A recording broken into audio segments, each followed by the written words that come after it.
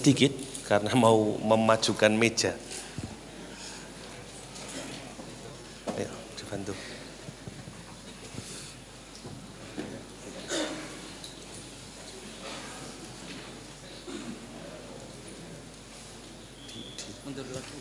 Kursi sini aja. Udah antum ke sana. Antum sini.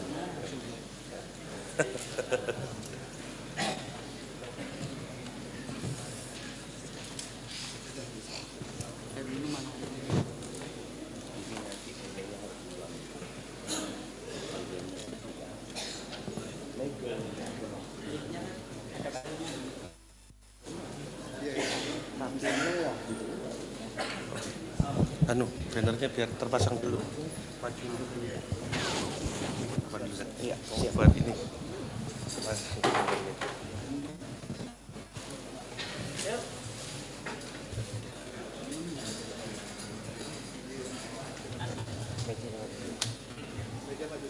Kursinya dipindah.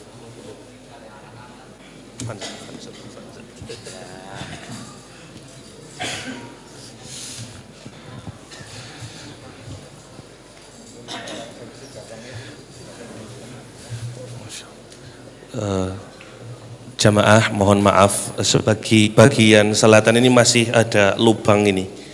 Nanti kalau diisi makhluk selain manusia gimana? Ada dirapatkan dulu barisannya biar yang nanti datang di akhir bisa mendapatkan tempat duduk ya. Utamanya mohon yang dekat dengan pintu masuk ya untuk bisa merapat ke depan. Ini di sebelah sini masih kosong. Di sebelah selatan ini masih kosong. Mohon untuk bisa diisi terlebih dahulu. Monggo. Monggo Bapak-bapak semuanya bisa merapatkan barisannya.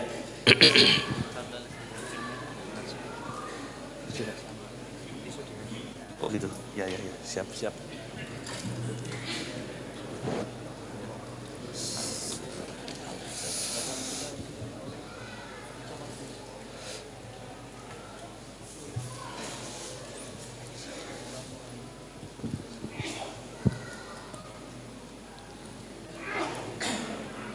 Ngumpet lagi di belakang. Insya Allah.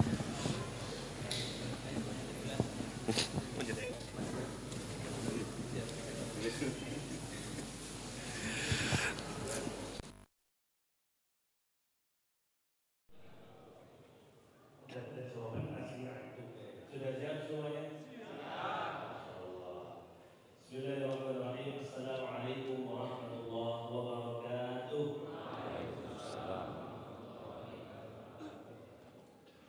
Alhamdulillahi ala ihsanihi wa syukru lahu ala taufiqihi wa amtinanihi wa asyhadu an la ilaha illallah wahdahu la syarika lah ta'ziman li sya'nihi wa asyhadu anna Muhammadan 'abduhu wa rasuluhu ad-da'i ila ridwanihi sallallahu alaihi wa ala alihi wa sahbihi wa ikhwanihi.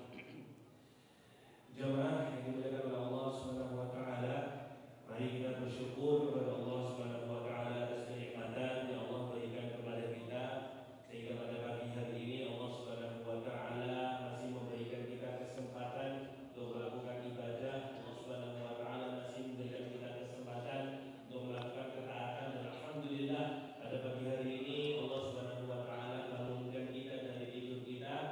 Tidak lain dan tidak bukan artinya Allah Subhanahu wa taala masih memberikan kita kesempatan untuk terus memperbaiki diri sebagai seorang hamba Allah Subhanahu wa taala. Semoga Allah Subhanahu wa taala memberikan kepada kita keistiqomahan, kekuatan untuk terus melakukan ketaatan-ketaatan kepadanya. Amin. Salawat dan salam semoga senantiasa tercurahkan kepada Rasulullah Muhammad sallallahu alaihi wasallam, kepada keluarga beliau, kepada sahabat beliau, juga kepada para pengikutnya yang setia sampai dengan hari kiamat. Jemaah yang dimuliakan Allah Subhanahu wa taala. Ustaz Al-Fadil yang kita cintai karena Allah Subhanahu wa taala, Ustaz Syafiq Riza Basalamah yang insyaallah pada pagi hari ini akan menyampaikan kajian dengan tema perbaiki hidupmu dengan sholat. Alhamdulillah, semoga nanti bisa disimak dengan baik, dicatat maklumat, faidah, ilmu yang beliau sampaikan, dan harapannya nanti bisa bermanfaat untuk kita semuanya. Dan Masya Allah hadir bersama kita pagi hari ini Ustaz, ada Bapak Sekda Pak Indarto. Saya tidak tahu di mana beliau, tapi tadi terinfo sudah hadir. Oh Masya Allah Pak Indarto, Masya Allah, ahlan wa sahlan Pak Sekda. Masya Allah hadir bersama kita semua ya. Semoga senantiasa sehat Pak. Sehat, barokah keluarga, barokah semuanya ya, bahagia di dunia dan akhirat. Doa yang sama juga untuk jamaah yang hadir pada pagi hari ini. Mari kita awali jamaah sekalian kajian pada pagi hari ini dengan mengucap basmalah. Bismillahirrahmanirrahim. Selanjutnya mari kita dengarkan dengan seksama. Untuk pertanyaan nanti bisa ditulis di selembar atau secari kertas, bisa bersambung menyambung ke depan, sampai di depan nanti kita sampaikan ke Ustadz. Untuk waktu sepenuhnya kami serahkan ke Ustadz, falyatafaddal alaihi mashkura. Assalamualaikum warahmatullahi wabarakatuh.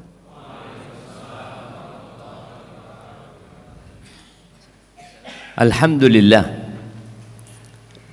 alladhi radda ilayna arwahana wa'afana fi ajsadina wa adhina lana bidhikri. Rasulullah sallallahu alaihi wasallam apabila bangun tidur, di antara doa yang beliau baca adalah alhamdulillahilladzi radda ilayya ruhi wa afani fi jasadi wa adhina li bidzikri. Yang artinya segala puji bagi Allah yang telah mengembalikan kepadaku ruhku. Kita tahu orang tidur itu mati sebenarnya. Orang yang tidur itu tidak mengetahui tentang apa yang terjadi. Telinganya tidak berfungsi. Matanya pun tidak. Maka terkadang ada kejadian dan peristiwa yang besar di dekat rumahnya, atau terjadi kebakaran di rumahnya sendiri. Dia nggak sadar. Ashabul Kahfi tidur selama 309 tahun. Ketika mereka bangun, apa kata mereka? Labithna yauman au ba'da yaum. Tidur kita mungkin sehari, paling banyak sehari. Nggak berpikir tidur 2 hari mereka. Tidak berpikir mereka telah tidur selama 3 hari atau setahun. Padahal mereka tidur selama 309 tahun. Tapi mereka merasakan hanya sehari atau sebagian hari. Kita kayaknya masuk tadi pagi, ini sudah mau sore ya, kayak gitu mungkin. Makanya antum jangan banyak tidur. Apalagi kajian tidur. Cukup tidur di kamar. Jangan di majelis ilmu pun. Bismillahirrahmanirrahim amutu ahya. Doanya udah, niatnya udah gak bener antum ya. Gak merasakan kehidupan. Makanya Allah Azza wa Jalla ketika menyebutkan tentang penghuni surga,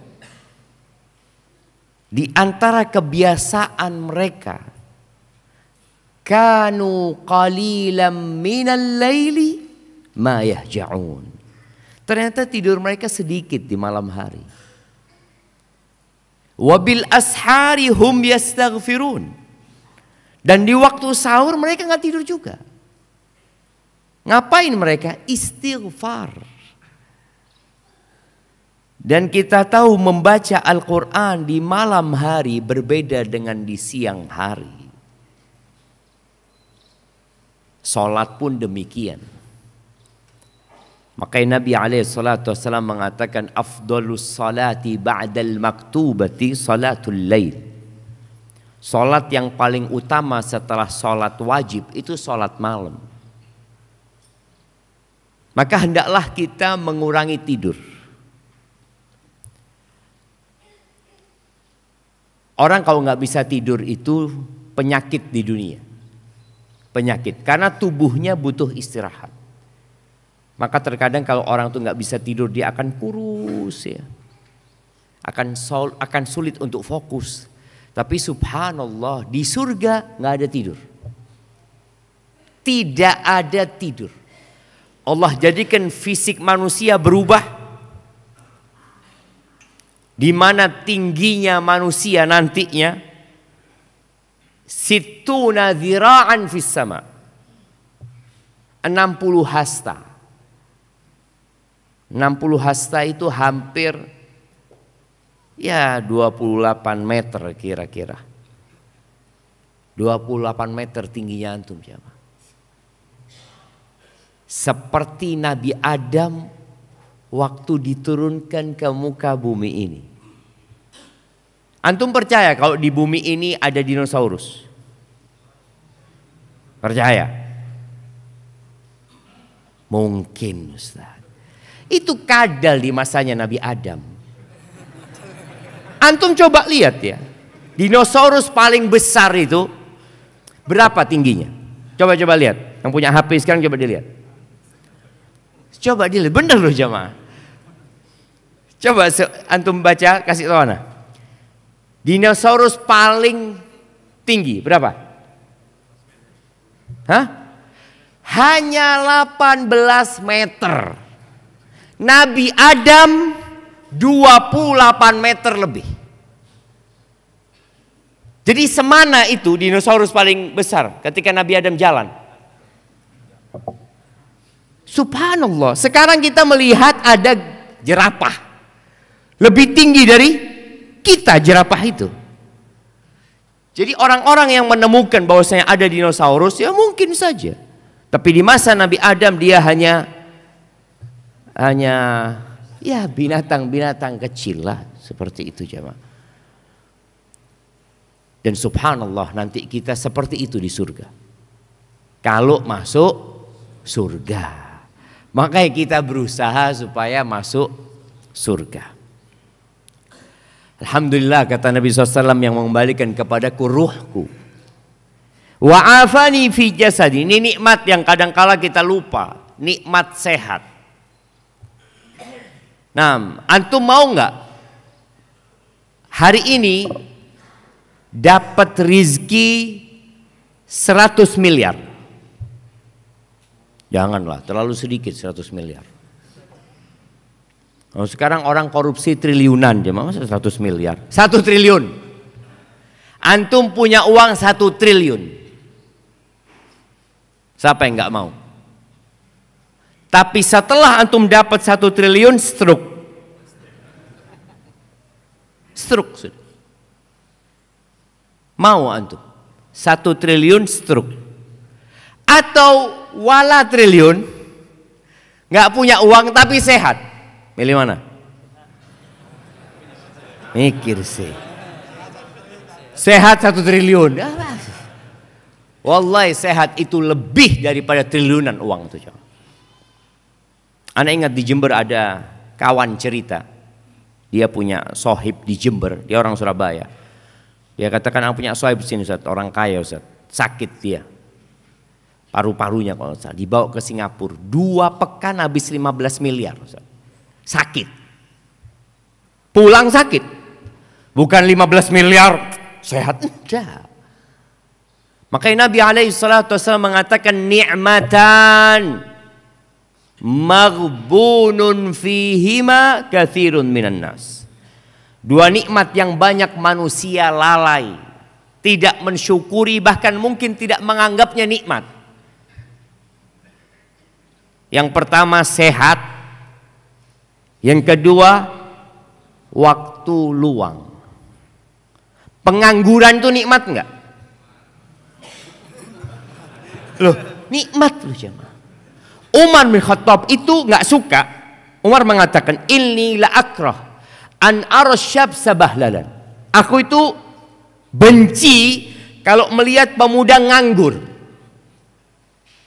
Aku benci. Tapi apa kata Umar setelah itu?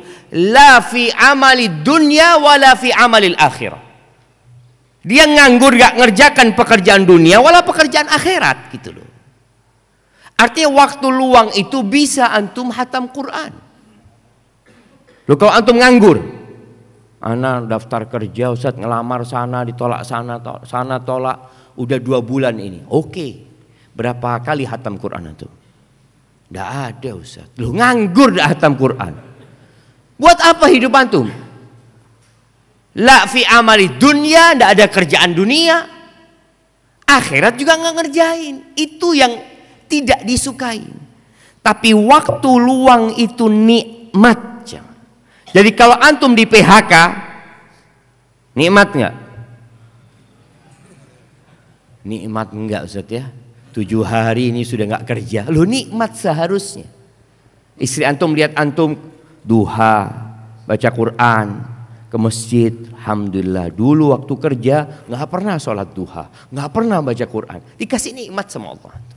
Cuma kadang-kala kita tidak mensyukuri nikmat itu. Dan sehat. Maka beliau mengatakan segala puji bagi Allah yang telah memberikan kesehatan kepadaku. Bisa bangun dari tidurnya, bisa turun dari ranjangnya, bisa berjalan ke kamar mandi. Lalu nikmat yang paling agung dari pertama dan kedua itu adalah wa adzina li bidzikri. Dan Allah memberikan izin kepada aku untuk mengingatnya. Ada orang bangun tidur yang pertama dicari apa? HP. Mungkin ada transferan, dilihat. Kok belum ada transferan? Bangun tidur yang diingat fulus. Ingatlah Allah Azza wa Jalla. Maka kita bersyukur kepada Allah atas nikmatnya.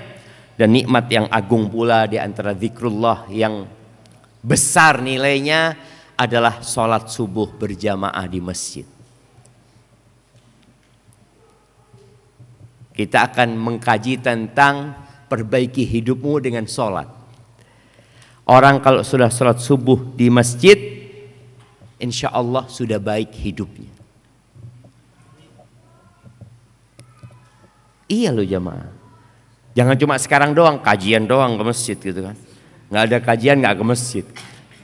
Allahumma salli wa sallim ala abdika wa rasulika sayyidina wa maulana wa habibina Muhammad wa ala alihi wa ashabihi ajma'in. Ya Allah, semoga salawat dan salam, berkah dan nikmat senantiasa Engkau curahkan untuk hamba kekasih-Mu, untuk baginda Nabi kita Muhammad alaihi salatu wassalam, untuk keluarga beliau, untuk istri-istri beliau, untuk putra-putri beliau, dan untuk seluruh sahabat Nabi. Semoga Allah meridai kita bersama mereka. Amma ba'd. Jamaah rahimakumullah. Di antara metode pengajaran yang baik itu melakukan evaluasi. Tadi malam kita udah ngaji. Ana mau tanya. Ada 3 cara menghancurkan sebuah peradaban. Sebutkan. Oh, depan ana nih langsung nih. Bismillah. Pertama, menghancurkan keluarga. Yang kedua, menghancurkan pendidikan. Nah, iya, bagaimana menghancurkan peran ibu, bagaimana ibu malu menyandang profesi ibu rumah tangga. Baik. Yang ketiga,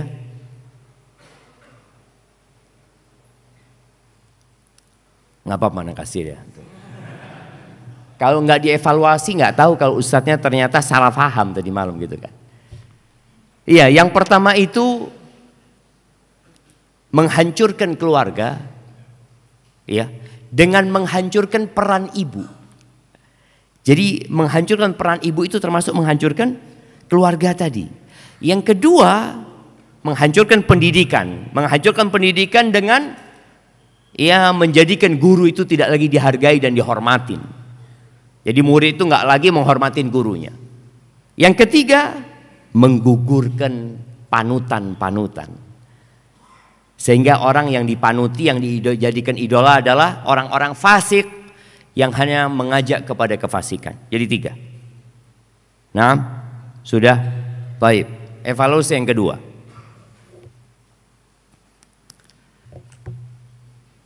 Ada beberapa perkara kemarin yang kita sebutkan dalam rangka menghadirkan surga di rumah kita.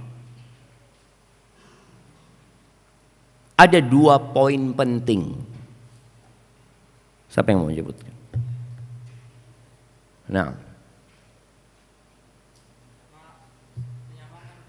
menyamakan visi dan misi. Ahsan. Yang kedua,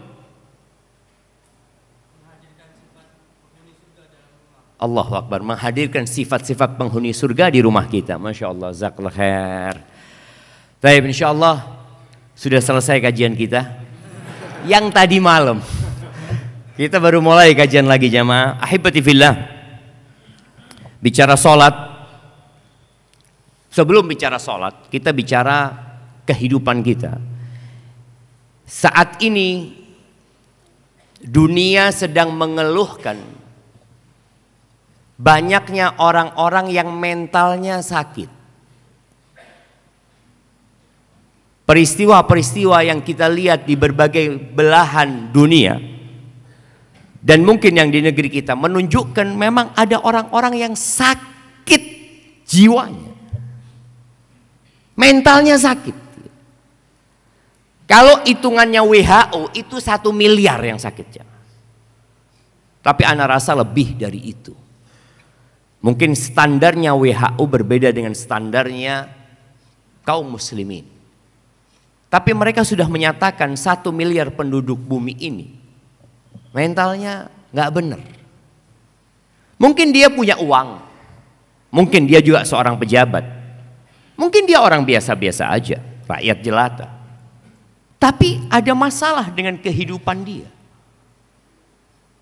Dan cara memperbaiki masalah itu adalah dengan sholat. Antum lihat ya, ibadah sholat ini berbeda dengan semua ibadah. Berbeda dengan haji yang hanya seumur hidup sekali. Berbeda dengan puasa yang hanya setahun sekali. Berbeda dengan zakat yang hanya diwajibkan bagi orang yang mampu dan setahun sekali. Atau kalau zakat pertanian ketika dia panen. Namun berkaitan dengan rukun Islam yang kedua ini dilakukan tiap hari berulang kali. Tiap hari berulang kali. Dan bagaimana Rasul Sallallahu Alaihi Wasallam memerintahkan kepada para orang tua untuk melatih anak-anaknya sholat sejak umur 7 tahun. Padahal anak itu belum mukallaf. Artinya secara hukum agama kalau dia belum baligh dan dia tidak sholat, maka dia nggak dosa. Tapi diperintahkan oleh Nabi SAW. Muru itu artinya perintahkan. Auladakum bis salati wahum abna'u sab'in. Wadribuhum 'alaiha wahum abna'u 'ashrin.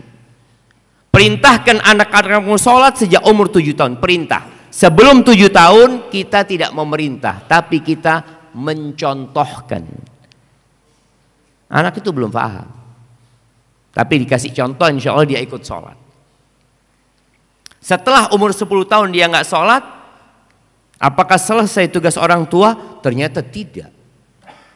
Jadi yang punya tugas, yang mukallaf itu orang tuanya, bukan anaknya. Orang tuanya yang sudah balik, yang muslim, yang berakal sehat, dia harus memerintahkan anaknya sholat. Kalau nggak dia dosa. Yang dosa bapaknya, yang dosa ibunya. 10 tahun nggak sholat, pukul.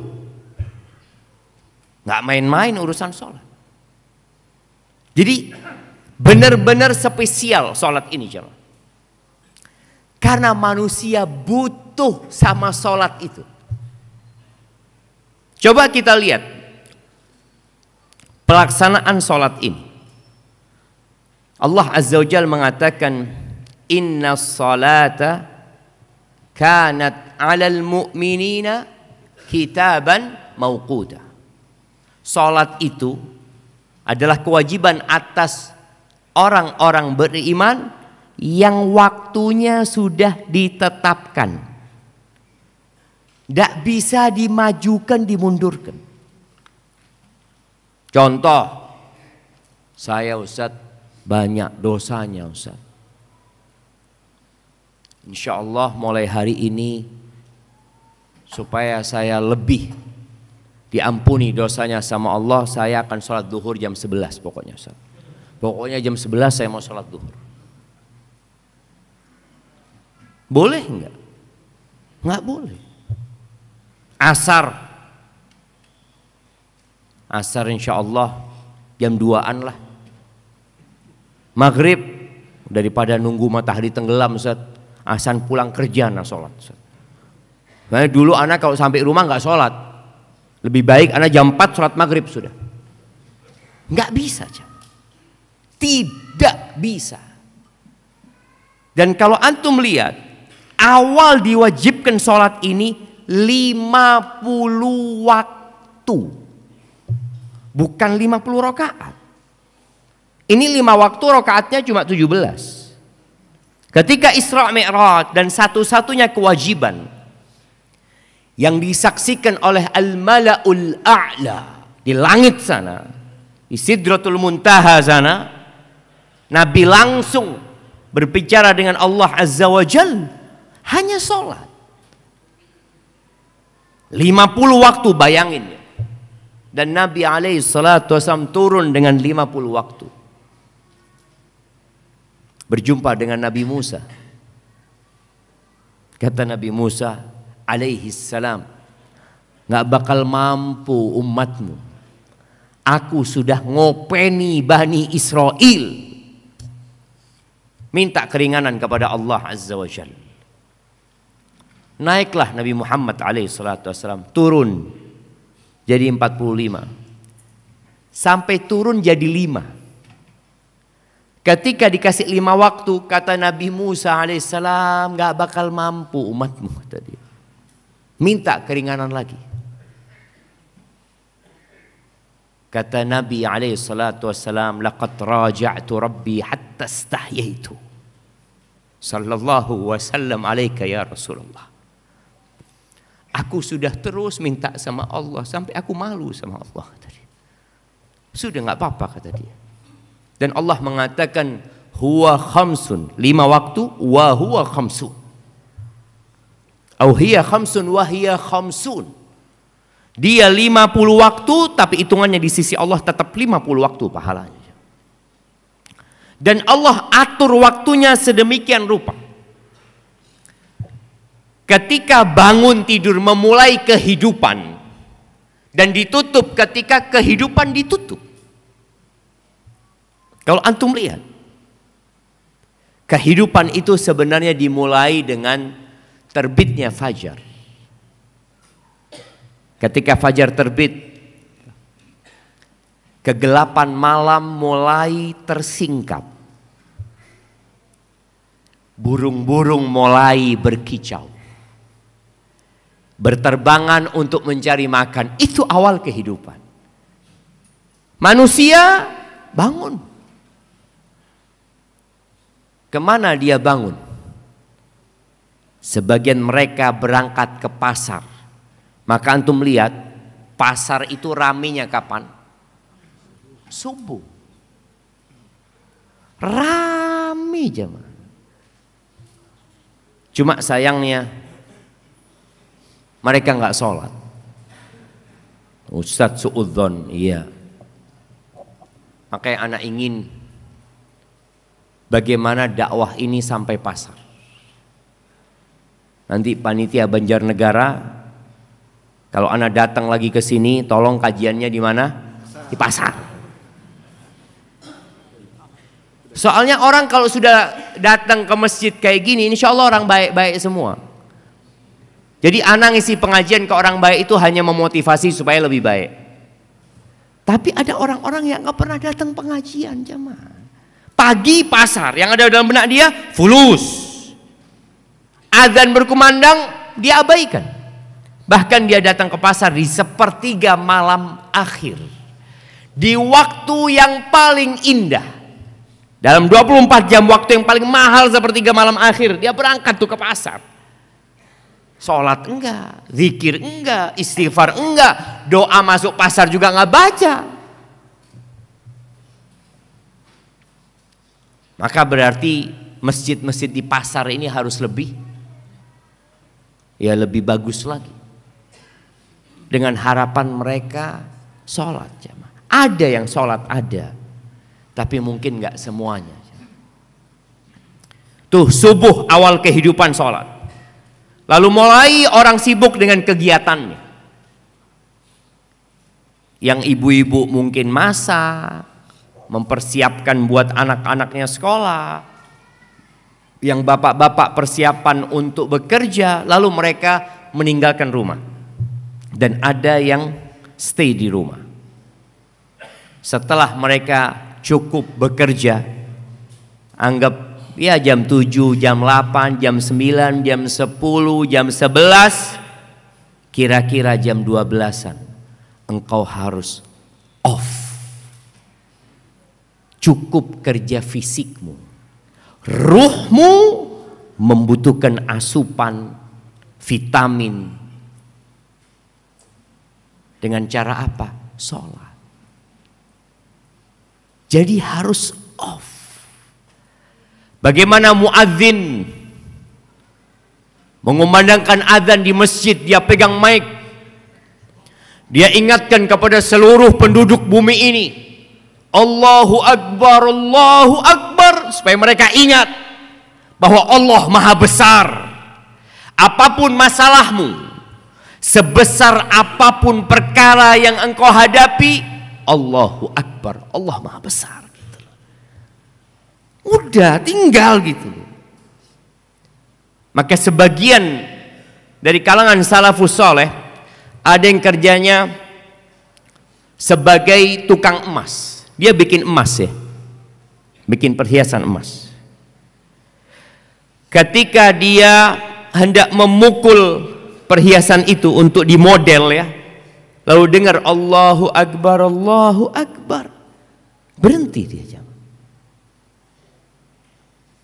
Dia tinggalkan.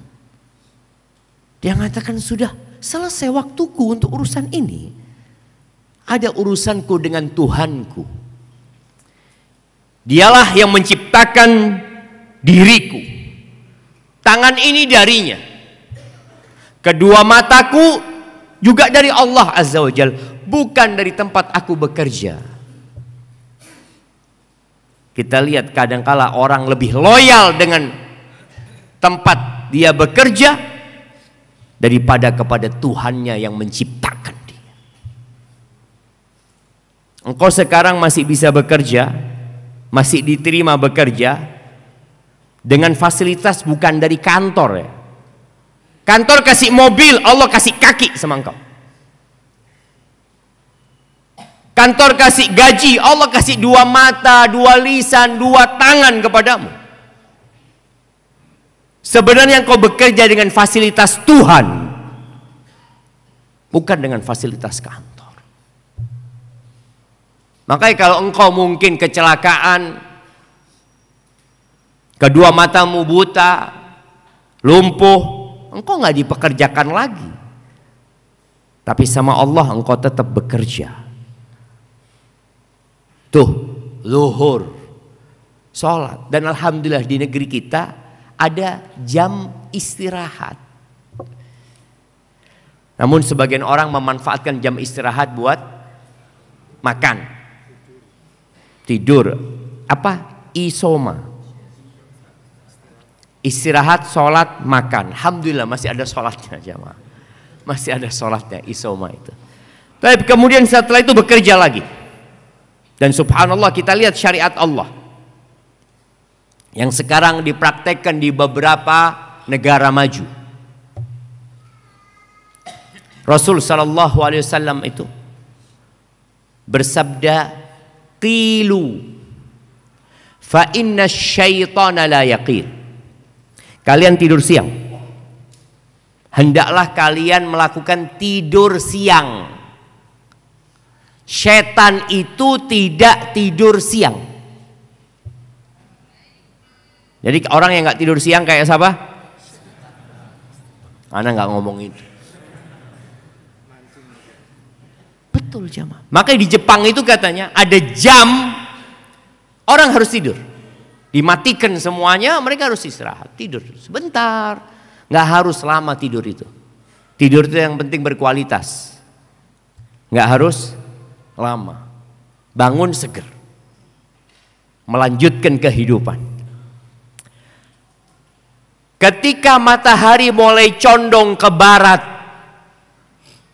di waktu asar itu,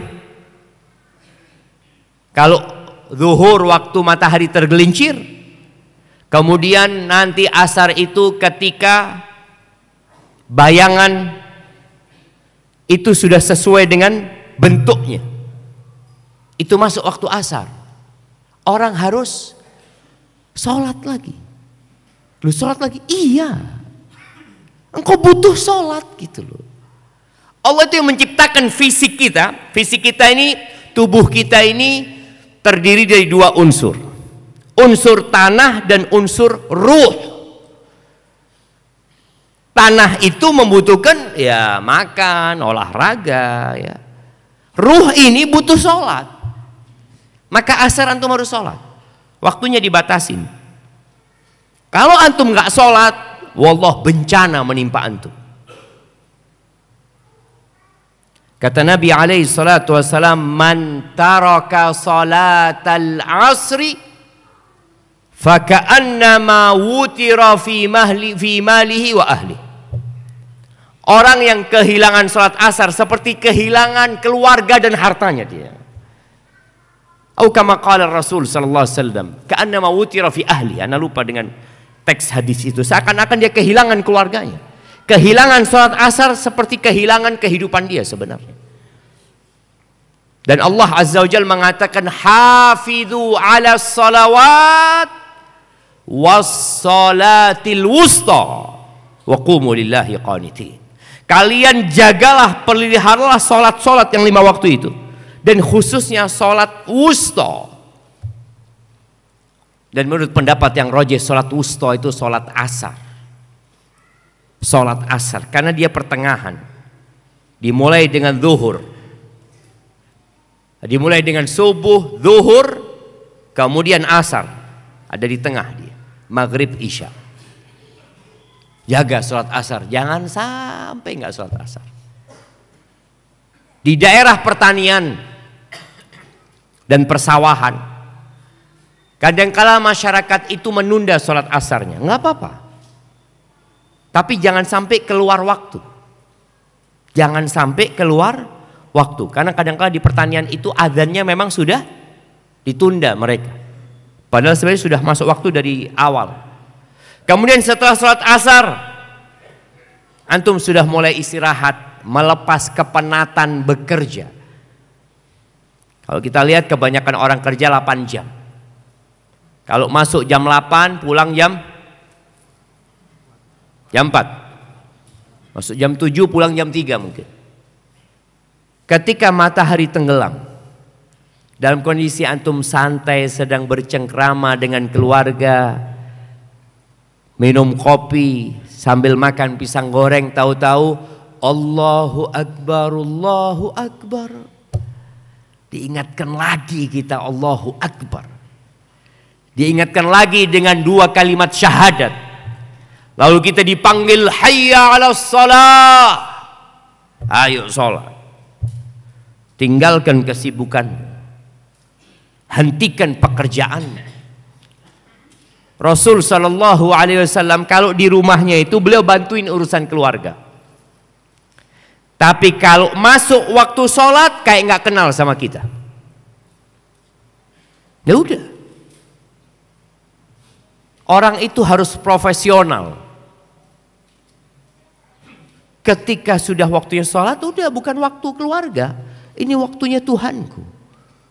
Tadi imam kita membaca, inna sholati wa nusuki wa mahyaya wa mamati. Buat siapa? Lillahi rabbil alamin. Milik Allah Rabbul Alamin. Dia yang menghidupkan kita, dia yang mematikan kita, dan semua fasilitas dari dirinya lillahi rabbil alamin. Maka kita harus kembali kepada Allah. Udah maghrib, salat maghrib, nggak lama waktu maghrib ke isya itu jemaah. Makanya Nabi SAW membenci tidur sebelum isya dan ngobrol setelah isya. Sedangkan kalau kita lihat kafe-kafe itu kapan hidupnya? Setelah isya. Orang itu main gaple biasanya, main gaple atau apa ba'dal isya. Nonton ba'dal isya. Ternyata memperbaiki hidup itu kita harus kembali kepada ajaran Rasul sallallahu alaihi wasallam. Beliau nggak suka an-naum qabla al-isya wal hadits ba'da. Tidur sebelum isya, ngobrol setelah isya itu nggak disukain sama Nabi SAW. Kenapa? Kalau engkau ngobrol setelah isya, kapan berhentinya? Nggak ada panggilan adzan kecuali subuh. Makanya kalau kita lihat ya di beberapa kota, ya di kota Ana di Jember sana, Ana lihat di alun-alun itu orang kadangkala nongkrong di sana sampai subuh. Dan kebanyakan alun-alun itu di depannya ada masjid jami. Subuh nggak ke masjid jami mereka. Lu anak ngomong, bubar mereka. Dengar adzan itu bubar. Ya mungkin mereka sholat di masjid kampungnya. Kita husnudzon. Nah kita lihat tadi, dimulai dengan sholat, ditutup dengan sholat. Jadi kehidupan harus seperti antum mau tidur, sebelum tidur sholat dulu. Ini kita bicara sholat yang wajib dulu jemaah.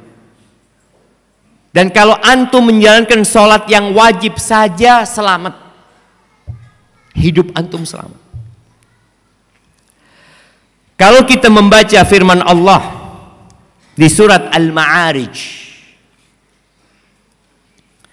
Allah Azza wa Jalla menyebutkan di ayat 19 dan selanjutnya, Allah mengatakan innal insana khuliqa halu'a.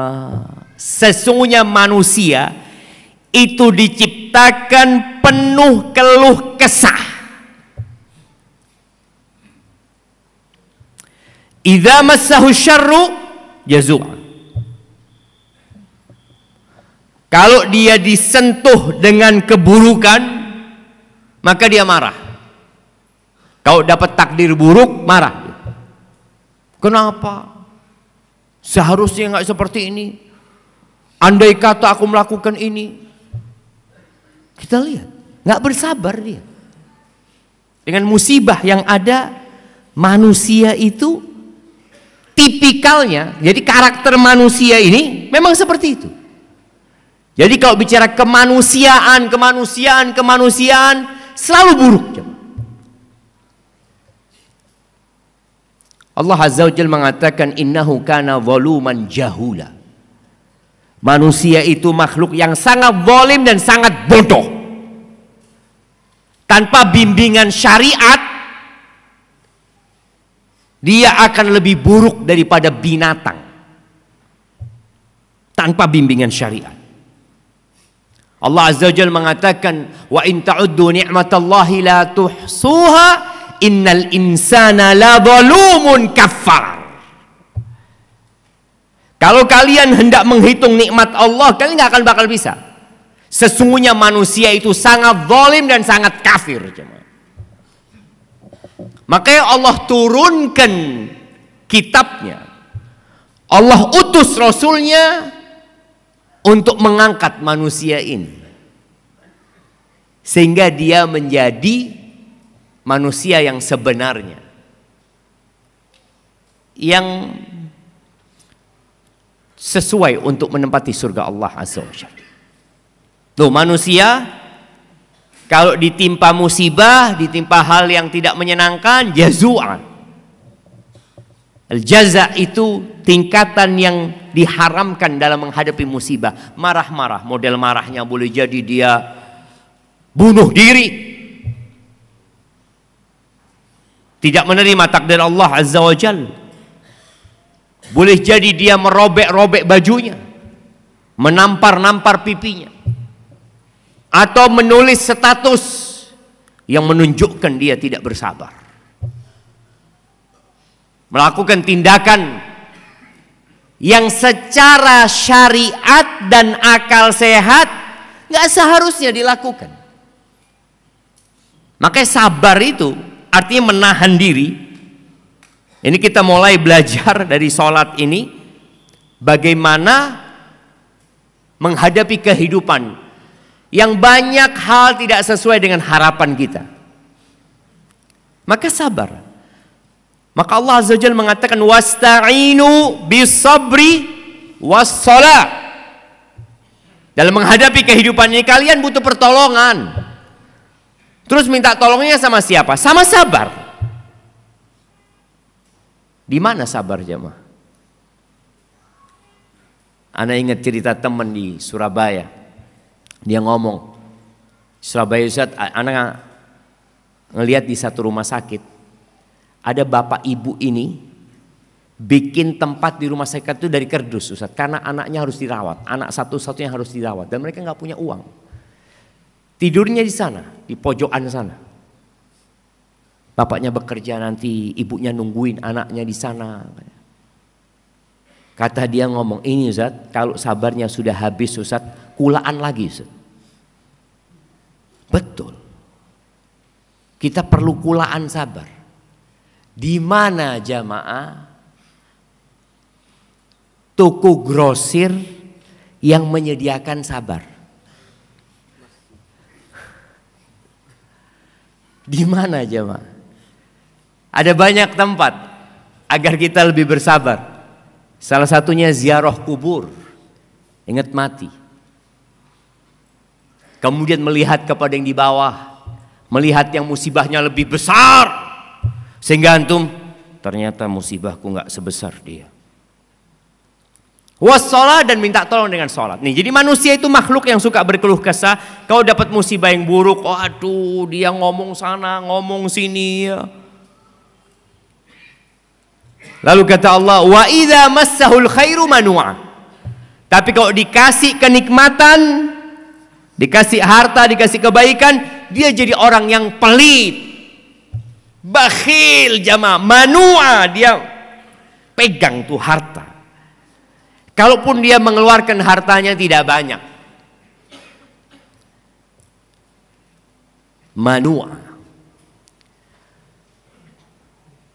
Lalu Allah Azza wa Jalla menyebutkan, ada orang-orang yang selamat dari karakter buruk tadi. Illal musallin, kecuali orang-orang yang sholat. Jadi sholat ini ternyata memang memperbaiki hidup kita. Karakter antum akan berubah asalkan sholatnya benar. Dan terus-terusan sholat. Alladzina hum ala sholatihim daimun. Mereka adalah orang-orang yang sholatnya terus-terusan, bukan bolong-bolong. Jadi perlu mendawamkan sholat ini, paling tidak yang 5 waktu. Dan buat bapak-bapak, ingat sabda Nabi alaihi salatu wassalam. Beliau mengatakan, khairu salatir rajuli fi baitihi. Sebaik-baiknya sholat seorang laki-laki di mana? Di rumahnya. Dengarkan antum hadisnya. khairu salatir rajuli fi baitihi. Sebaik-baiknya salat seorang laki-laki di mana? Di rumahnya. Betul. Illal maktubah, kecuali salat wajib. Baru di masjid. Hadisnya seperti itu ya. Jadi yang 5 waktu ini di masjid. Tapi tadi ada orang-orang yang ya seharusnya berlomba-lomba dalam kebaikan, ya tambah dengan sholat sunnah ya. Makan saja tubuh kita butuh makan ya 3 kali, kadang-kadang 2 kali cukup. Tapi sholat minimal 5 kali, minimal, supaya antum sehat dan hidup kalian baik. Alladzina hum ala salatihim daimun. Lalu Allah sebutkan amalan-amalan lainnya. Walladzina hum fi amwalihim haqqum ma'lum lis-sa'ili wal mahrum. Ini bicara harta. Jadi salatnya udah benar, kemudian jangan lupa hak orang-orang lain di harta kita. Lalu ada sifat-sifat lain. Terakhir Allah menyebutkan di akhir kriteria orang yang selamat dari penyakit mental tadi. Allah mengatakan di ayat 34, walladzina hum ala salatihim yuhafizun. Awalnya daimun, akhirnya yuhafizun. Dimulai dengan salat, ditutup dengan salat. Mereka adalah orang-orang yang menjaga salat. Jadi bukan asal-asalan salatnya. Kenapa kita perlu belajar lagi tentang salat? Jadi fikih salat butuh belajar lagi. Oh, sudah tahu saya Ustaz. Kapan antum terakhir belajar fikih salat? Mungkin dulu waktu kecil. Padahal boleh jadi sholat kita nggak benar. Makanya orang-orang yang hidupnya belum baik, tapi dia sholat Ustaz, berarti ada masalah dengan sholatnya. Allah berfirman di surat Al-Ma'un. Allah mengatakan fawailul lil musallin. Wailul lil musallin. Fawailul lil musallin alladzina hum an salatihim sahun. Alladzina hum yurani, orang salat, wail tapi buat dia. Masuk neraka dia. Gimana sih orang salat masuk neraka? Karena tidak menjaga salatnya. Salatnya asal-asalan. Tidak tepat waktu, atau syarat dan rukunnya tidak terpenuhi. Sebagian kita sholat di kereta, padahal ada musola, sholatnya duduk. Loh, kok sholat antum duduk? Padahal berdiri itu rukun sholat bagi yang mampu, nggak gugur kewajiban berdiri. Kemudian kita diperintahkan untuk menghadap kiblat. Antum sholat nggak menghadap kiblat? Oh nggak bisa. Kok nggak bisa? Ada musolanya. Ya capek lah ke sana Ustaz. Udah duduk nggak menghadap kiblat, tayamum lagi. Bukan boleh tayamum Ustaz? Iya boleh. Kalau nggak ada air. Lu itu kereta tiap stasiun isi air. Antum mau mandi di mana? Toilet kereta bisa. Bisa nggak jamaah? Bisa apa enggak? Banyak air di situ. Terus antum tidak berwudu, tidak berdiri, tidak menghadap kiblat. Lo coba diperhatikan. Lo anak dulu belajar nggak apa-apa, coba dilihat lagi. Pelajarin lagi. Dalemin lagi, apakah memang boleh kita tayamum padahal ada air? Seperti jemaah haji. Jemaah haji ketika tawaf batal. Apa kata dia? Tayamum. Tayamum dengan punggungnya orang yang berkeringat-keringat di sana. Dia tayamum sudah pokoknya. Emangnya nggak ada air? Di Mekah nggak ada air. Di Masjidil Haram nggak ada air. Air banyak sekali.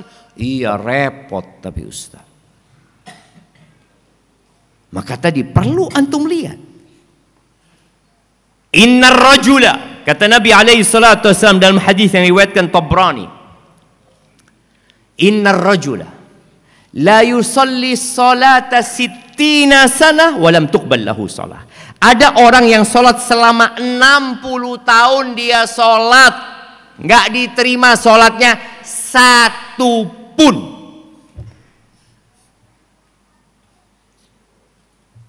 Maka tadi kalau kita ternyata kok kehidupan kita tidak membaik ya, bukan bicara ekonomi ya, kehidupan kita kok nggak bahagia hidup ini. Kita kok selalu berkeluh kesah, kaya tapi sulit umpamanya untuk tidur di malam hari karena memikirkan dunia. Sholat Ustaz. Tapi boleh jadi tadi ada syarat dan ketentuan sholat yang kurang. Ini orang sholat selama 60 tahun, satu pun sholatnya nggak ada yang diterima. Kenapa? Karena asal-asalan. Yutimmu ruku'ahu wa la yutimmu sujudahu. Yutimmu sujudahu wa la yutimmu ruku'ahu. Sujudnya sempurna, rukuknya nggak sempurna. Rukuknya sempurna, sujudnya nggak sempurna. Yang penting saya sholat. Allah Azza wa Jalla mengatakan, Inna sholata tanha anil fahsya wal munkar. Sholat itu mencegah dari perbuatan keji dan mungkar. Kalau ternyata kita sholat tapi maksiat terus jalan, apa yang harus dilakukan? Berhenti sholat. Karena ada orang yang mengatakan, apa gunanya antum sholat, maksiat jalan terus, nggak usah sholat udah. Loh, 2 kali dosanya dia. Dosa nggak sholat, dosa maksiat. Maka biarkan dia sholat, tapi bagaimana diajak memperbaiki sholatnya. Antum punya kawan sholat, tapi Allah Ustaz judol terus Ustaz. Mungkin di tempat kerja, iya. Judi ini seharusnya, ya ini judi termasuk yang mencegah dari sholat. Khamr dan judi itu termasuk yang mencegah dari perbuatan sholat. Jadi orang sulit untuk melaksanakan ibadah karena dosa-dosa itu. Maka bagaimana orang yang sholat tapi ternyata maksiat masih jalan, tolong diperbaiki sholatnya. Usahakan antum memahami apa yang dibaca. Paling enggak Al-Fatihah. Kapan terakhir antum membaca tafsir surat Al-Fatihah?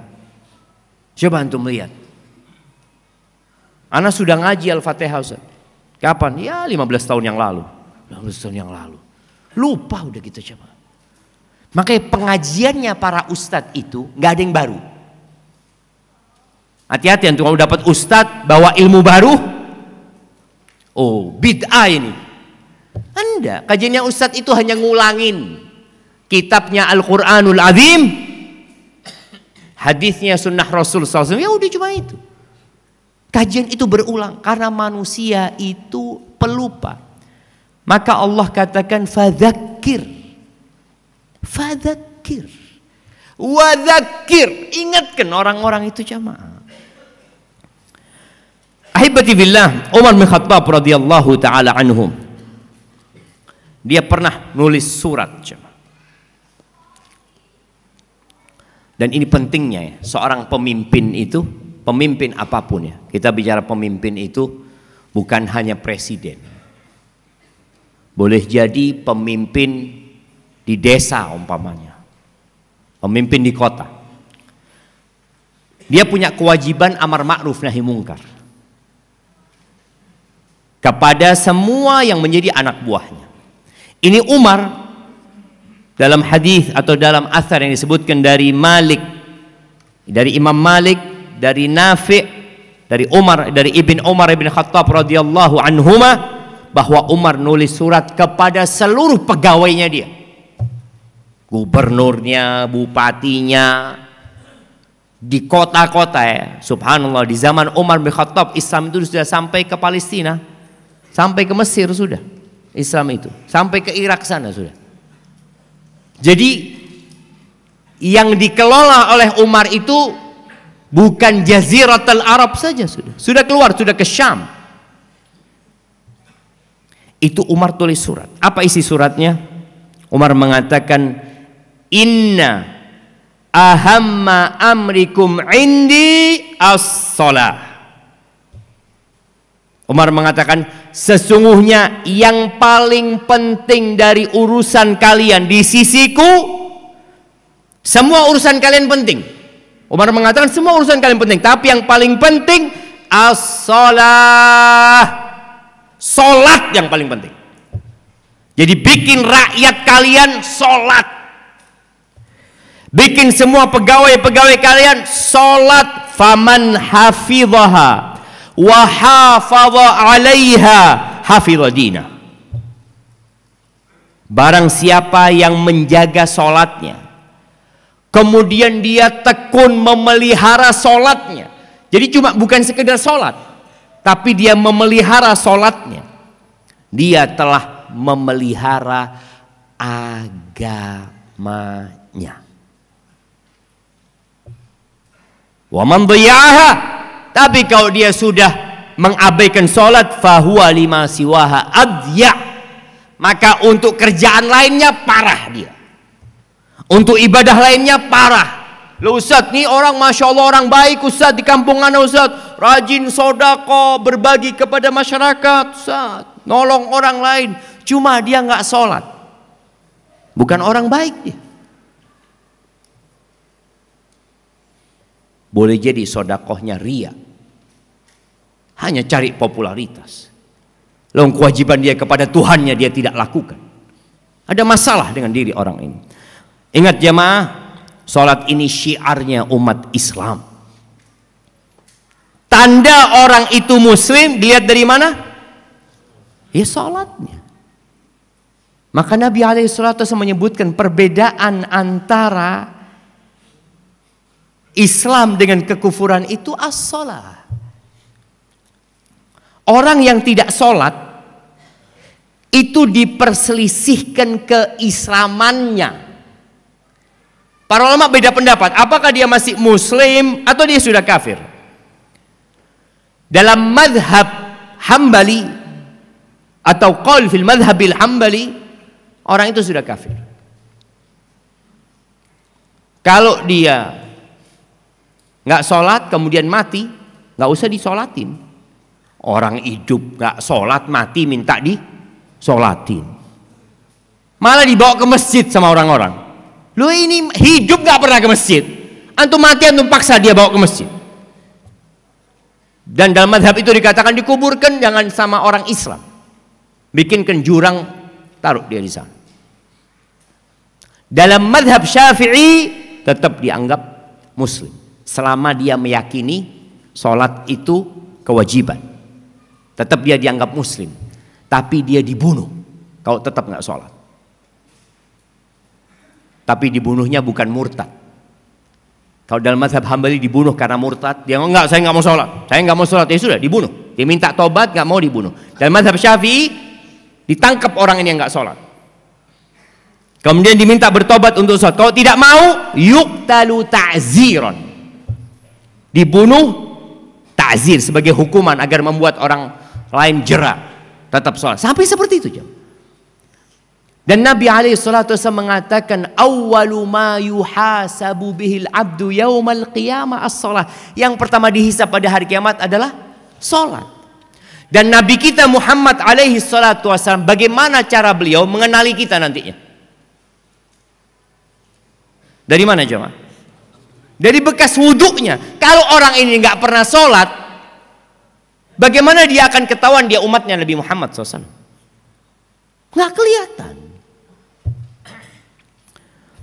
Dan sholat ini disebutkan ditharul mu'minin, selimutnya orang-orang beriman. Syiar keluar kelihatan.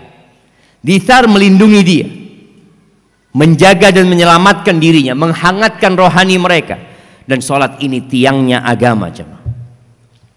Kemudian tidak ada bagian buat orang yang meninggalkan sholat dalam agama ini. Maka ahibati fillah, di mana-mana kita kadang-kala melihat di proyek-proyek ya tulisannya utamakan keselamatan. Tapi di proyek lain Anda pernah melihat utamakan sholat dan keselamatan. Karena sebenarnya sholat itu jalan keselamatan. Islam mengajari orang disiplin dengan sholat. Ada orang yang disiplin ketika kerja, nggak pernah telat orang ini, Ustaz. Masya Allah, Ustaz. Selalu tepat waktu, bahkan menjadi pegawai teladan. Tapi kalau sholatnya telat-telat, dia nggak teladan di mata Allah Azza wa Jalla. Barakallahu fiik. Itu mungkin dapat Anda sampaikan pada kesempatan kali ini. Banyak sekali jamaah ayat-ayat dalam Al-Quran berkaitan dengan sholat ini. Antum bisa baca dalam Al-Quranul Azim. Antum baca di surat Thaha ayat 13-14, di surat Al-Hijr 97-99 ya. Nabi SAW kalau punya masalah beliau larikan ke sholat. Jadi antum kalau punya masalah, sudah berhenti aktivitas, ambil sejadah, sholat, berwudu, sholat. Kemudian di surat Maryam ayat 55, di surat Hud ayat 114, ini cerita tentang bagaimana sholat diperintahkan dan kita harus menjaganya, dan keluarga kita bagaimana menjaga sholat kita.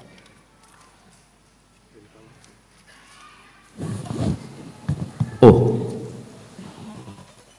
ini tadi ada permintaan antum. Minta tolong diumumkan ada mobil Panther R1048 FM terparkir, kondisi lampu masih nyala. Tadi masih nyala. Mudah-mudahan akinya nggak habis ya. Tapi kalau akinya habis, insya Allah kita siap mendorong mobil antum. Sahih jemaah, ana pernah punya mobil dulu yang kalau mau menghidupkan manggil mahasiswa, karena harus didorong. Bismillah, afwan jiddan. Ustaz Syafiq, ana udah sholat wajib 5 waktu berjamaah di masjid. Terus rajin kajian, ngaji salaf sejak tahun 95. Sudah jadi ikhwan, namun saya belum bisa menundukkan pandangan. Suka lihat wanita cantik. Itu saja maksiat saya. Tolong doakan ana bisa tobat dan husnul khatimah. Mohon maaf lahir batin. Yang suka melihat wanita cantik itu kita semuanya. Loh, siapa yang nggak suka jamaah? Allah Azza wa Jalla mengatakan zuyyina linnas hubbus syahawati minan nisa.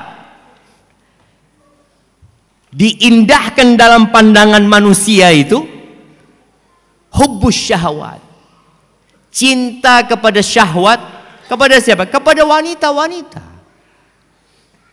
Jadi kalau alasan antum ya karena anak ini suka dengan wanita cantik, akhirnya anak nggak bisa menundukkan pandangan, ya bermasalah dengan diri kita. Allah perintahkan kepada kita untuk menundukkan pandangan.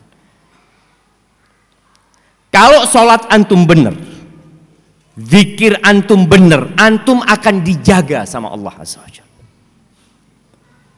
Jadi di antara ganjaran dan balasan Allah kepada hambanya yang berbuat amal soleh adalah kebaikan selanjutnya. Jadi kalau antum ngelihat perempuan lalu antum tundukkan pandangan kemudian beristighfar, rabbighfirli wa tub alayya innaka antat tawwabur rahim, insyaallah salat antum lagi benar. Karena antum dibantu sama Allah untuk menghapuskan bekas pandangan mata itu jemaah. Wallah jemaah, kata Nabi SAW, an-nadratu sahmun min sihami iblis masmuma. Pandangan mata itu jangan dianggap remeh antum. Itu anak panah iblis yang beracun. Sholat pun antum akan memikirkan perempuan itu. Iya.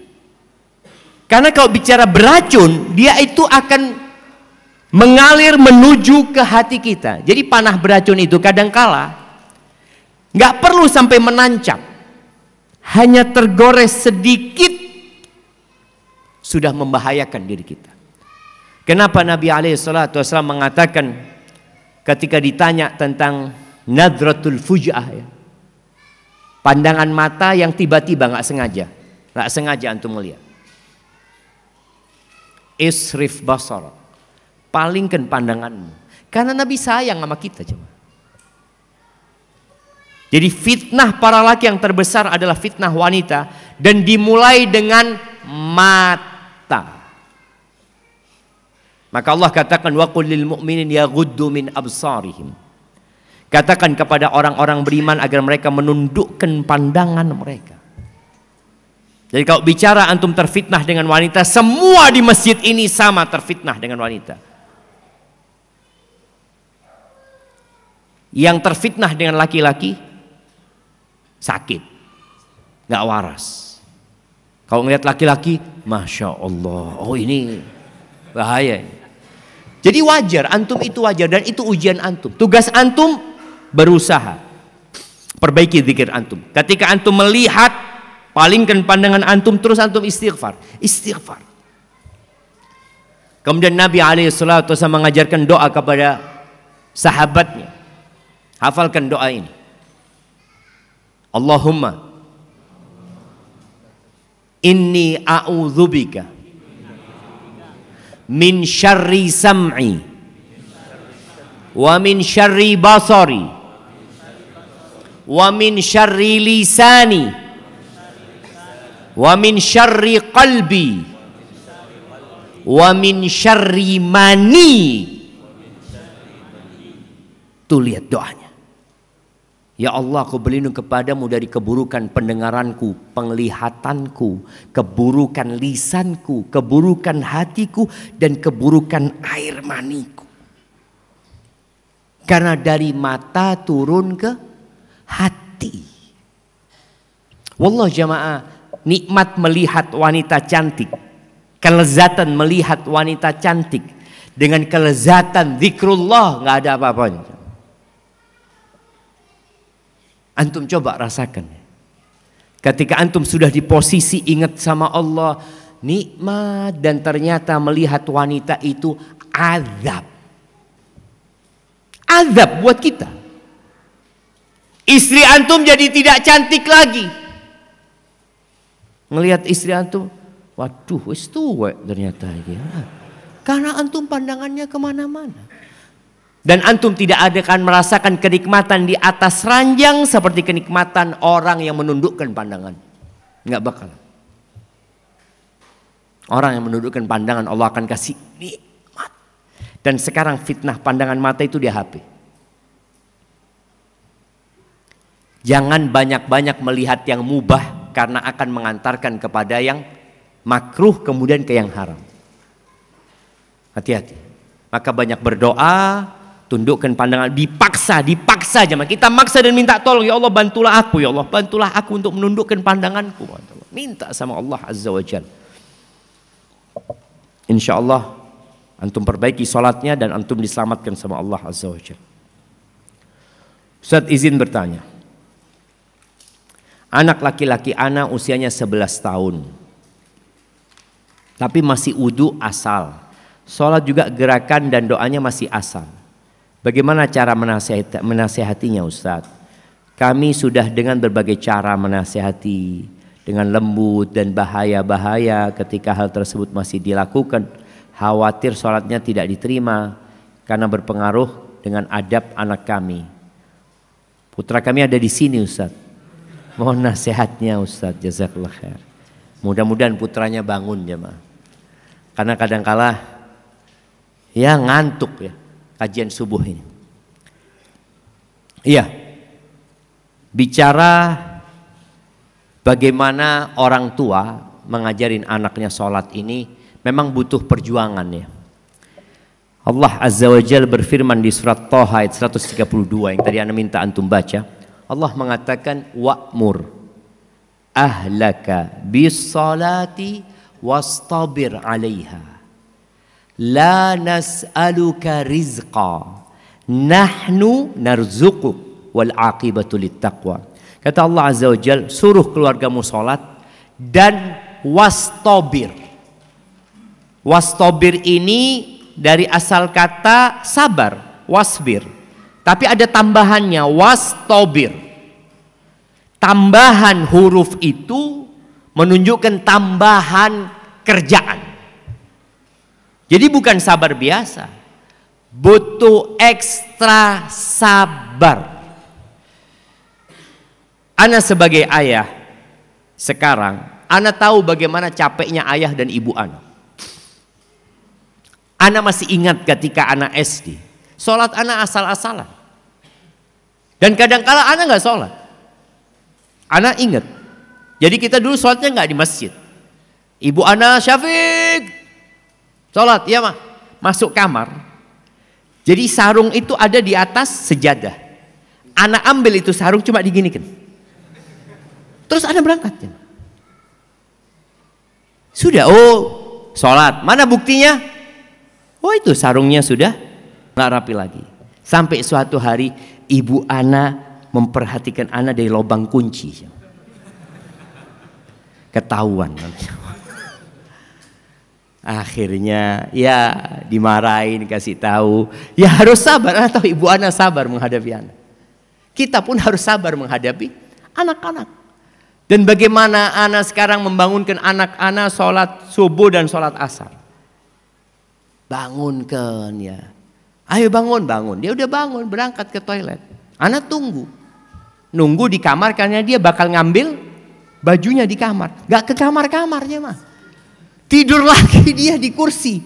Allahu Akbar. Masuk kamar mandi, duduk dia di toilet. Kita ketuk baru dia bangun. Baru dia ambil wudhu. Dan kita selalu ngomong, wudhunya yang benar. Sempurnakan wudhunya. Setelah wudhu kita cek. Seperti itu, butuh kesabaran. Jadi anak-anak itu butuh pembiasaan. Kalau dia belum sadar. Kesadaran dari orang tuanya melakukan pembiasaan. Maka kenapa dari umur 7 tahun? Karena bagaimana dia biasa, sholatnya sudah benar. Bagaimana biasa wudhunya sudah benar. Ini udah lewat nih, udah 11 tahun umpamanya. Maka harus banyak lagi kita duduk sama anak kita, membiasakan mereka dan doa. Nabi Ibrahim aja berdoa, mengatakan, iya, siapa yang hafal doanya Nabi Ibrahim? Nah, belum, pertanyaannya belum selesai. Doanya Nabi Ibrahim sebelum punya anak dan doanya Nabi Ibrahim setelah punya anak. Nah, sebelum punya anak doanya Rabbi habli minas salihin. Setelah punya anak Rabbi ja'alni muqimas shalah wa min dzurriyyati. Rabbana wa taqabbal du'a. Ya Allah, jadikan aku orang yang mendirikan sholat dan anak keturunanku. Jadi setiap doa Nabi Ibrahim menyisipkan anaknya. Ada doa sebelum itu. Wajnubni wa baniya an na'budal asnam. Ya Allah, hindarkan aku dan anak keturunanku dari menyembah berhala-berhala. Jadi setelah punya anak, tolong anaknya disisipkan dalam doanya. Setiap doa minta ini, ya Allah, anak-anakku juga, ya Allah. Minta ini anak-anakku juga, ya Allah. Minta ini anak-anakku juga. Seperti itu. Semoga dengan itu anak-anak kita dijaga oleh Allah Azza wa Jalla.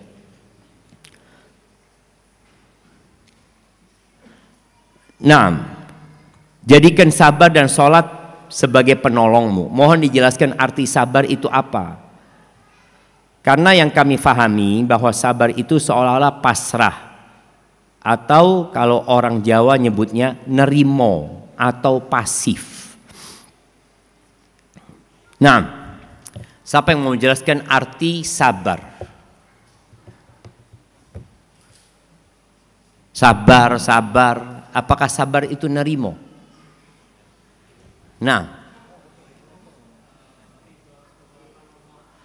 sabar itu ridha atas ketetapan Allah. Enggak, ridha itu sudah di atasnya sabar. Jadi ada 4 tingkatan menghadapi musibah, jemaah. Yang pertama jaza, yang tadi disebut innal insana idza massahu syarru jazua. Jaza itu artinya enggak nerima, artinya dia marah-marah. ngomong nggak enak, melakukan tindakan yang tidak. Yang di atasnya sabar, di atas sabar ada lagi namanya ridho, di atasnya ridho ada lagi namanya syukur. Jadi ridho itu tingkatan di atasnya sabar. Nah, fadhal. Menahan dari keluh kesah. Menahan dari keluh, menahan betul. Menahannya betul. Dari apa? Dari keluh kesah, oke lah, nggak apa-apa lah. Kita kasih hadiahnya. Jadi para ulama ketika mendefinisikan sabar adalah habsun nafs, ya, menahan diri dari melakukan perbuatan atau mengucapkan ucapan yang tidak sesuai dengan syariat dan akal sehat. Syariat dan akal sehat. Artinya kayak orang umpamanya nyobek-nyobek bajunya ketika dia dapat musibah, apa manfaatnya gitu loh. Secara akal sehat nggak ada gunanya gitu loh. Atau dia teriak-teriak anaknya meninggal dunia, dia teriak-teriak, "Nah, kok ditinggal ibu, nah, loh, apakah berguna? Anaknya bisa hidup lagi? Ibu, ya ibu, nggak ada, nggak bisa." Jadi sabar itu menahan diri dari melakukan perbuatan yang tidak diridhoi Allah dan tidak sesuai dengan akal sehat dan mengucapkan ucapan tadi. Jadi dia belum nerimo sebenarnya jamaah, masih nahan, berat, itu sabar. Maka dikatakan oleh Nabi SAW, innamas sabru inda sadmatil ula.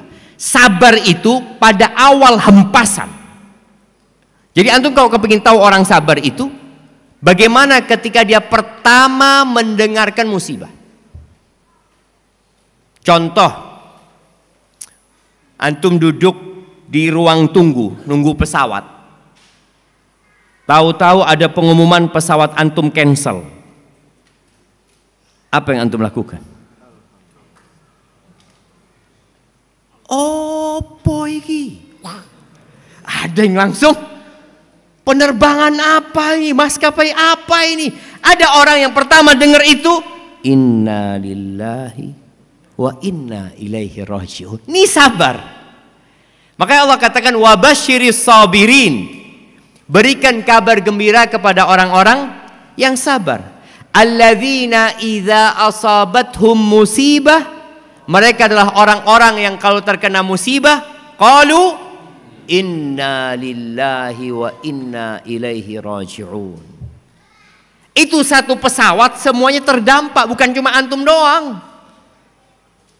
Semuanya terdampak. Ada musibah yang menimpa pribadi. Tapi bagaimana sabar menghadapi ini? Mungkin berkaitan dengan suami. Suami zalim. Apa ana harus sabar? Ya kalau kau bisa bersabar jangan. Terus terang ana, ya ustadz itu nggak boleh berhenti nuntut ilmu. Ustadz itu harus terus belajar. Dan media belajar sekarang banyak ya. Kajian-kajian masyayikh itu sudah bisa didengarkan walaupun mereka sudah meninggal dunia. Berbeda dengan zaman dulu. Imam Syafi'i meninggal dunia, ya sudah, murid-muridnya nggak akan pernah mendengar suaranya Imam Syafi'i. Tapi sekarang dengan adanya video ya, direkam, antum bisa belajar tafsir dari masyayikh ya. Ana mendengarkan seorang syekh ya, yang ditanya, ini berkaitan sabar menghadapi suami. Kalau ana ditanya dengan pertanyaan ini, ana akan ngomong cerai mungkin. Dia mengatakan, "Syekh, ana seorang istri punya anak 5. Suami ana pemabuk, Syekh. Nggak sholat apa sudah, namanya pemabuk nih. Tadi malam Syekh, ini live di TV dia bertanya. Tadi malam dia datang tengah malam ketika aku sedang baca Quran, Syekh. Dia ambil Quranku, dia robek, dia buang Quran itu, Syekh. Apa yang harus aku lakukan, Syekh?" Kira-kira kalau antum ditanya ada suami kayak gitu, apa yang antum katakan? Langsung ke pengadilan agama, gua cerai sudah. Apa baiknya orang kayak gitu? Syekh ini bertanya, engkau punya anak berapa? 5 Syekh, kata dia. Terus engkau kalau berpisah sama suamimu, bagaimana kondisimu nantinya? Ya, anak dari desa, anak nggak punya siapa-siapa. Yang jelas anak-anak akan dibawa sama suami. Seperti itu. Lalu Syekh mengatakan, nah, Syekh ini umurnya 90 tahun jemaah. Yang sudah makan asam garam. Syekh itu mengatakan, nak, sabar kau nak ya. Sabar nak. Suruh sabar sama Syekh. Soalnya kalau engkau berpisah, pemabuknya jadi 6 nanti. Iya. Karena anak itu akan ikut bapaknya. Bapaknya orang kuat, orang kaya. Sang ibu ini orang desa yang gak mampu apa-apa. Dan dia gak akan bisa merawat anaknya juga nantinya. Maka akhirnya Syekh, sabar nak, kata dia. Sabar, kata dia. Engkau banyakin doa. Layani suamimu dengan baik. Terus engkau berdoa. Subhanallah jamaah. Setahun kemudian perempuan ini telepon lagi sama Syekh itu di TV. Syekh, kata dia, engkau ingat sama aku Syekh? Kata dia. Enggak, kata Syekh, enggak ingat lah, kata dia. Udah lama, udah setahun, kata dia. Dzakirni, ingatkan aku dengan engkau, kata dia. Syekh, ana yang sempat sampaikan kepadamu, ana punya suami pemabuk yang merobek Al-Quran ini itu. Iya, ana ingat, kata Syekh itu. Gimana sekarang suamimu? Alhamdulillah Syekh, suami ana sekarang yang buka masjid waktu subuh. Yang buka pintu masjid waktu subuh. Maka tadi kadangkala kita ini meremehkan doa jamaah. Sabar itu pasrah, enggak, ada usaha. Dan kesabaran itu memang pahit jamaah. Nabi SAW mengatakan,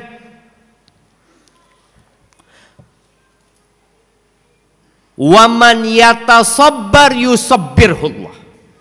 Barang siapa yang berusaha untuk bersabar, dia berusaha untuk nahan diri dia dari melampiaskan amarahnya, dia nahan diri, yusabbirhullah. Allah akan jadikan dia orang penyabar. Jadi perlu usaha. Wa ma u'tiya ahadun ata'an khairan wa awsa' minas sabr.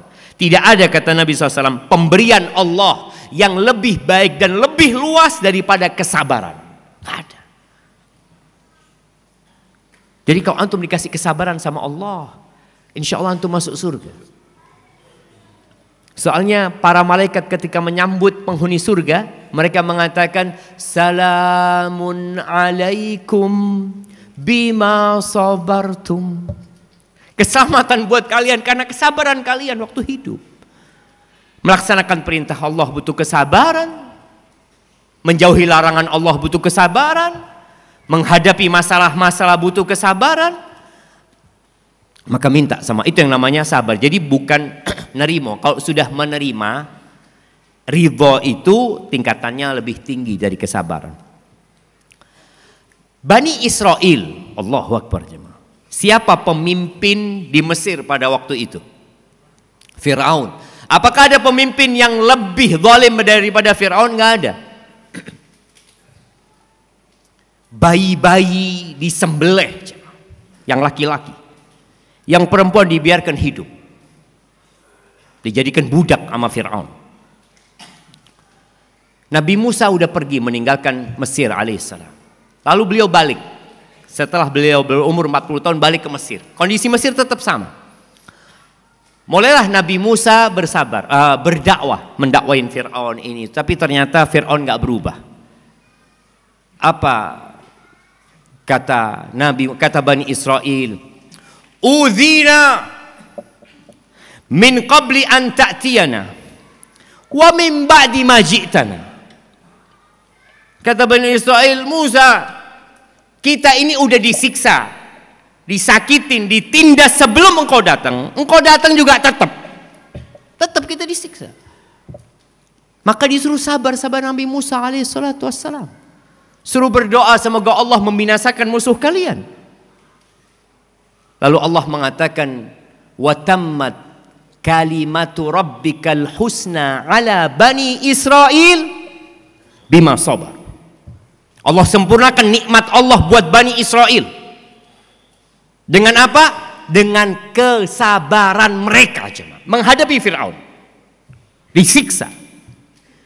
Itu 40 tahun bersabar jemaah setelah datangnya Nabi Musa. Dikatakan setelah 40 tahun Nabi Musa meninggalkan Mesir. Pergi meninggalkan Mesir. Dan itu pun masih dikejar sama Fir'aun. Tapi mereka sabar. Maka dikatakan jamaah, Yahudi itu penyabar. Bagaimana Yahudi bisa menguasai Palestina? Karena kesabaran mereka. Kalau antum tahu Perang Dunia Kedua bagaimana kondisi Yahudi? Sebelum itu bagaimana mereka? Mereka sabar jamaah. Mereka datang ke Palestina itu beli tanah satu ya, beli tanah sini, beli tanah sini, nggak langsung dikuasai untuk Palestina. Tahu-tahu satu kampung sudah dibeli sama mereka. Tahu-tahu satu kabupaten sudah dibeli sama Yahudi. Setelah itu umat Islam sadar, nggak mau lagi jual sama Yahudi. Apa yang dilakukan? Ya udah, mereka sudah kuat. Kalau dulu kami masih membeli, sekarang kami merampas. Karena mereka punya kekuatan itu. Kitanya yang kadang kala memang kurang sabaran. Doa aja males. Kalau disuruh doa, doa lagi, doa lagi, doa lagi. Al-Imam Syafi'i mengatakan, atahza'u bid-du'a wa tazdarihi wa ma tadri bima sana'ad du'a'u sihamul layla tukhti walakin laha amadun walil amadin qida'u. Kau meremehkan doa, kata Imam Syafi'i. Bayangkan Imam Syafi'i itu meninggal tahun 204. Beliau sudah menghadapi manusia-manusia yang kalau suruh berdoa, doa lagi, doa lagi. Meremehkan doa. Engkau meremehkan doa. Dan engkau rendahkan itu doa. Engkau tidak tahu apa yang dilakukan oleh doa ini. Sihamul lail, anak panah di malam hari yang tidak pernah salah. Nggak pernah salah. Karena Allah mengatakan, ud'uni astajib lakum. Nggak pernah salah. Tapi ada waktunya. Kadangkala kita nggak sabar nunggu waktunya. Bani Israel nunggu setelah Nabi Musa datang 40 tahun jemaah. Nabi Muhammad alaihissalatu wasallam menunggu penaklukan kota Mekah berapa tahun? 13 tahun di Mekah, hijrah 8 tahun. Setelah 21 tahun Mekah baru bisa kembali ke sana. Kita nggak sabar kadangkala. Doa aja enggak. Maka nggak pernah kita akan mendapatkan karunia Allah Azza wa Jalla kalau kita nggak sabar. Kita diperintahkan untuk bersabar dan tentunya syukur kalau mendapatkan nikmat, bersabar ketika mendapatkan musibah. Tolong jelaskan hukum orang yang selalu mencari-cari kesalahan orang lain. Orang yang suka ngomongin orang lain, dia sebenarnya orang yang penuh dengan kekurangan. Jadi dalam rangka menutupi kekurangannya dengan cara apa, ada istilah pertahanan, menyerang itu adalah pertahanan yang paling baik. Jadi dia ini kurang. Jadi kalau antum lihat orang ghibah ngomongin orang lain, ini orang sedang kurang. Kalau orang itu nggak kurang, dia nggak akan ngomongin orang lain. Dia akan memuji orang lain. Kalau dia orang yang tidak kurang, ada orang lain yang kurang, dia akan ngasih nasihatin orang lain. Bukan mencari-cari kesalahan orang lain. Kata Nabi SAW, man satara musliman satarahullah. Barang siapa yang menutupi aib seorang muslim, maka Allah akan menutupi aibnya. Ingat ya, persidangan pada hari kiamat ada dua. Seperti di dunia ini. Ada persidangan tertutup, ada persidangan terbuka. Orang yang suka ghibain orang, yang suka menjelek-jelekkan orang lain, mencari kesalahan orang lain, boleh jadi sidang dia terbuka. Wa man tatabba'a aurata akhi tatabba Allah aurata. Barang siapa yang mencari-cari kesalahan saudaranya, maka Allah akan menghimpun, mengumpulkan semua kesalahan dia. Dan Allah akan lecehkan dia, wa in kana fi qa'ri dari. Walaupun dia di tengah-tengah rumahnya nggak ada orang yang tahu, Allah akan bongkar kesalahan dia. Itu kalau kita suka mencari-cari kesalahan orang. Maka kalau antum ingin sidang di hari kiamat tertutup, tutupin aib orang lain. Allah akan tutupi aib kita jemaah. Barakallahu fiik. Taib, ini pertanyaan terakhir.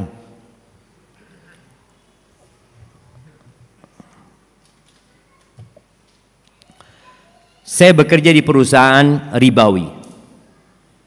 Hutang saya masih banyak. Dan gaji saya selalu habis buat ngangsur. Tapi saya punya usaha sampingan yang alhamdulillah sekarang sedang membaik setelah saya mengenal manhaj salaf. Saya pingin sekali hijrah dari pekerjaan saya, tapi hutang belum lunas. Mohon pendapatnya dari Ustaz. Barakallahu fikum. Jamaah rahimakumullah, bersyukurlah atas nikmat hidayah. Wallah hidayah itu mahal jamaah. Dan kalau bicara riba, ekonomi yang dibangun di atas riba itu dimulai dengan Yahudi memang. Maka kalau antum baca Quran, antum akan mendapati Yahudi dulu dari sebelum Islam, mereka adalah pelaku riba. Mereka tidak mau bekerja. Mereka mau orang lain yang bekerja dan dia mendapatkan keuntungan tanpa dapat kerugian. Maka orang yang pinjam ke lembaga riba, pinjol juga lagi. Umpamanya yang ada unsur riba di situ, antum sebenarnya diperbudak oleh pemilik uang itu. Dia nggak mau rugi, antum suruh kerja terus melunasi bunganya saja. Dan ketika antum rajin melunasi dan baik, antum dipinjemin lagi. Iya, ditawarin lagi. Ini baik ini orangnya, masya Allah. Budak yang loyal. Dikasih duit lagi. Suruh bekerja lagi, antum putar uang itu. Ketika antum tidak bisa melunasin, antum jadi budak yang buruk. Rumah antum akan disita. Harta antum akan dihabisi. Nggak ngurus padahal antum dulu orang yang loyal sama dia aja. Riba itu adalah tadi sistem ekonomi yang hanya memperbudak orang lain. Punya uang banyak tapi dia nggak mau usaha. Kenapa? Kalau dia usaha boleh gagal, boleh sukses. Kalau dia buka pertanian ini nanti gimana? Kalau riba kan untung terus. Tapi Allah mengatakan yamhaqullahu riba. Allah menghancurkan riba itu sedikit-sedikit, pelan-pelan. Maka nasihat ana buat antum, kalau antum bisa keluar. Utang nanti gimana? Lo antum gajinya nggak berkah sudah. Kalau bisa keluar, karena ada yang nggak bisa keluar jam. Di penalti atau apa ya. Dan dia nggak punya uang. Kalau antum bisa keluar, segera keluar. Dan keluarnya bukan karena punya usaha baru, tapi keluarnya karena Allah mengharamkan riba. Karena kalau niatnya antum keluar disebabkan ada usaha baru, ya bukan lillahi ta'ala. Tapi ketika seorang keluar kemudian dia kehilangan segalanya seperti para sahabat Nabi radhiyallahu ta'ala anhum, ketika mereka hijrah meninggalkan kota Mekah ke kota Madinah, mereka tidur di masjid jemaah. Rumah nggak punya. Pekerjaan nggak ada, nol. Ya dibantu sama orang-orang Ansor. Ada kurma, mereka makan kurma. Kadangkala Abu Hurairah itu sampai tahun ke-7 itu, Abu Hurairah cerita, kadangkala dia seperti pingsan jemaah. Sampai diinjak kepalanya sama orang yang dikira kerasukan jin. Padahal dia ngomong, aku nggak ada masalah kecuali lapar aja aku. Nggak ada makanan. Dan seorang yang hijrah akan diuji sama Allah Azza wa Jalla. Untuk membuktikan benarkah hijrahmu karena Allah atau karena urusan dunia. Karena ada orang yang hijrah hidupnya susah, balik lagi dia. Berarti dia hijrahnya karena urusan dunia. Barakallahu fiik, itu yang dapat Anda sampaikan pada kesempatan kali ini. Jamaah rahimakumullah. Doakan negeri kita. Doakan pemimpin-pemimpin kita. Fudail bin Iyad mengatakan, kalau aku punya satu doa mustajab, maka aku akan berikan kepada pemimpin kita. Karena kalau pemimpin itu baik, insya Allah yang lainnya akan baik. Maka kita berdoa memohon kepada Allah Azza wa Jalla dengan nama-namanya yang indah, dengan sifat-sifatnya yang mulia. Allahumma lakal hamdu kulluh, wa lakas syukru kulluh, wa ilaika yurja'ul amru kulluh. Allahumma qsim lana min khasyatika ma tahulu bihi bainana wa baina ma'asik, wa min ta'atika ma tuballighuna bihi jannatak, ومن اليقين ما تهون به علينا مصائب الدنيا ومتئنا بأسماعنا وأبصارنا وقوتنا ما أحييتنا واجعله الوارث منا واجعل ثأرنا على من ظلمنا وانصرنا على من عادانا ولا تجعل مصيبتنا في ديننا ولا تجعل الدنيا أكبر همنا ولا مبلغ علمنا ولا تسلط علينا من لا يرحمنا. اللهم اجعل هذا البلد آمنا مطمئنا. اللهم اجعل هذا البلد آمنا مطمئنا. اللهم أصلح ولي أمرنا وولاة أمور المسلمين. اللهم أصلح شباب المسلمين. اللهم وفقهم إلى طاعتك يا رب العالمين. اللهم انصر إخواننا المستضعفين في كل مكان. اللهم انصر إخواننا المستضعفين في غزة وفي فلسطين.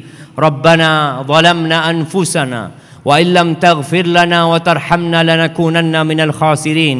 ربنا آتنا في الدنيا حسنة وفي الآخرة حسنة وقنا عذاب النار.